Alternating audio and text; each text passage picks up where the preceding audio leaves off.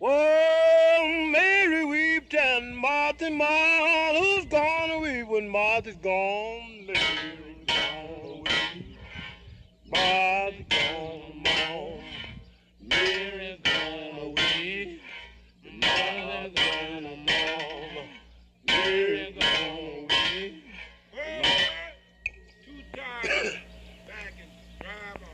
Well, if I had known that the boss was mean, never would have left out of New Orleans.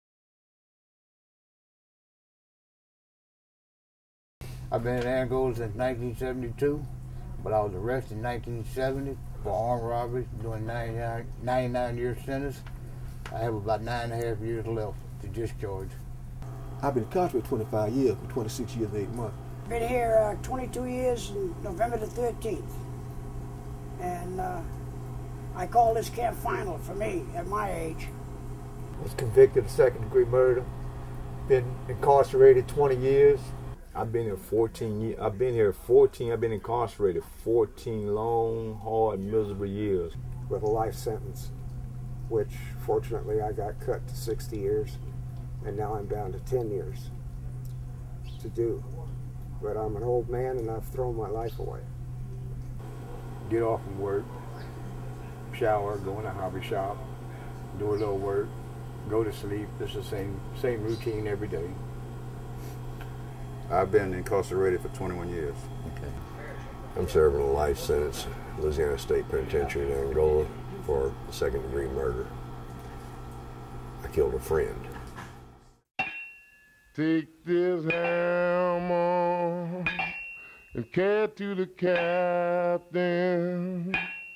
Take this hammer and carry it to the captain. If I could go back and change anything in my life, it'll be to stay away from the alcohol and things that I was on in the fast life that I thought could get me ahead of time, which ended up causing me to lose time, come back to being incarcerated. I was in Korea, drinking all that sake. Came back to the States, started drinking heavy, got divorced. And one thing led to another, and I ended up here.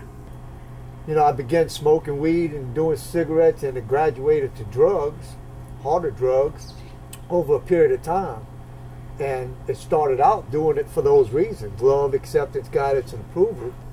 Well, when I was coming up in life, my daddy used to drink a lot, and I found out where the bottle was, and I started sneaking little sips here and there, and I got strung out on alcohol and beer, and it led me to this crime. And what people need to know is try to stay away from alcohol, because it does mess with your mind, and don't want to lead yourself into what I have done. Randy, how old were you when you took your first sip? About 6 years old. 6 years old? Yes, ma'am. Well, alcohol, I can remember walking as a little kid for some beer.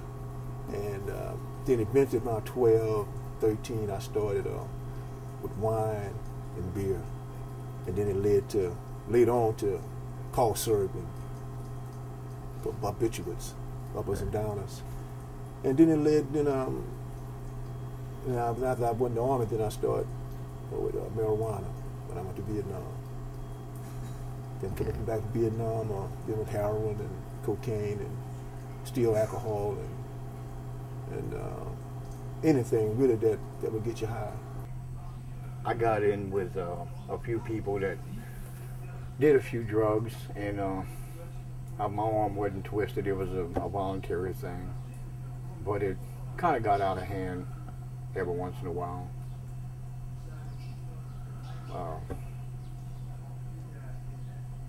It's just something I didn't see, you know.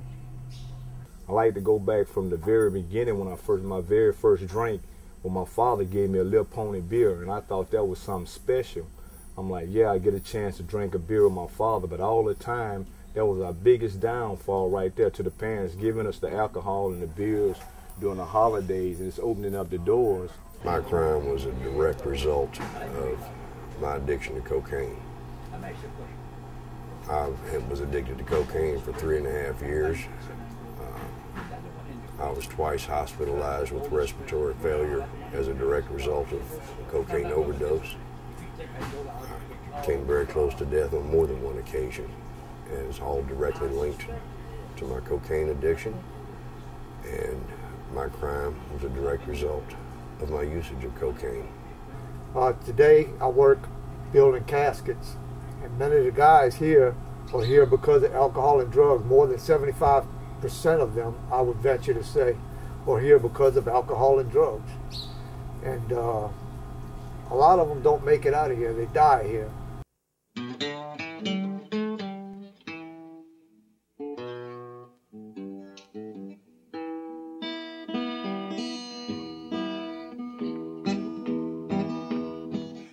Drugs and alcohol has cost me my wife, my 2 kids, my career, everything I ever had. We was having a barbecue. Had a whole bunch of people over. All the little kids was in their little swimming pools. Now, don't forget this.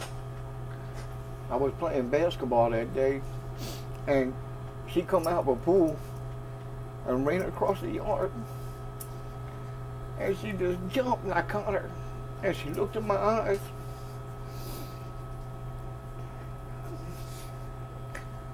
And she said, "Oh, Daddy, you're so loaded." It's just wrong for a little kid, 6 years old, to know anything about that. I left 2 daughters out there who I love. I'm still in touch with them, they've come to visit me for more than 20 years now. And you would think after 20 years that visiting them would get easier. But when the visit's over, they have to leave. And they leave with tears in their eyes. And I got tears in my eyes and a lump in my throat that I can't swallow. And, I don't know when it ends. So many people are hurt by my actions, and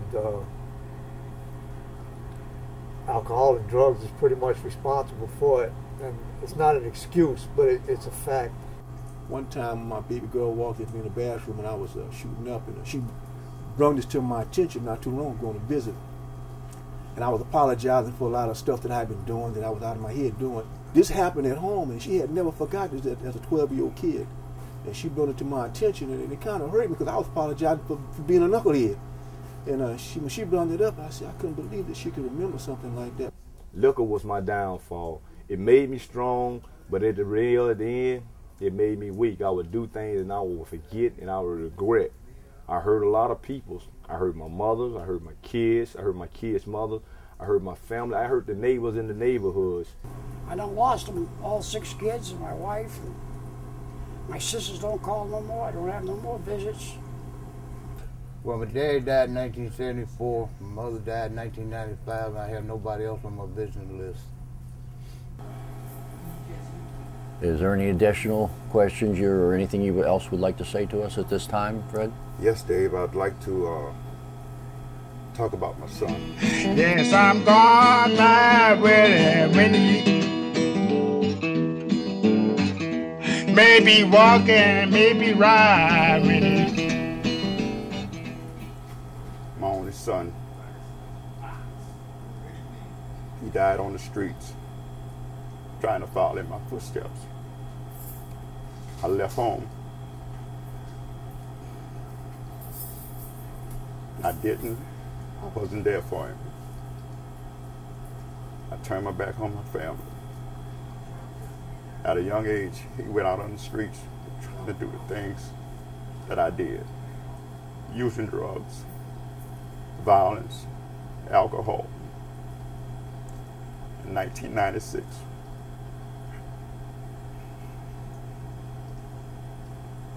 My only son died in the streets. He was viciously shot down, standing outside with a drug dealer. They didn't want him. They wanted the drug dealer. But he was out there with the wrong person, with the wrong crowd. He was being led. He didn't make his own decisions. You have one power that nobody can take away from you, and that's the power of choice. You have the choice to do any and everything that you do in life, whether you choose to make the right choice or the wrong choice. You have to realize that there are consequences to anything that you do. The kids today, right now, they have too much peer pressure from their, to me, my opinion, they have too much peer pressure from their. But also there's a lot of peer pressure from other kids. Well, try this, try that. And it only takes one time. Be mindful of your peer pressure. Be mindful of the things that you know aren't right.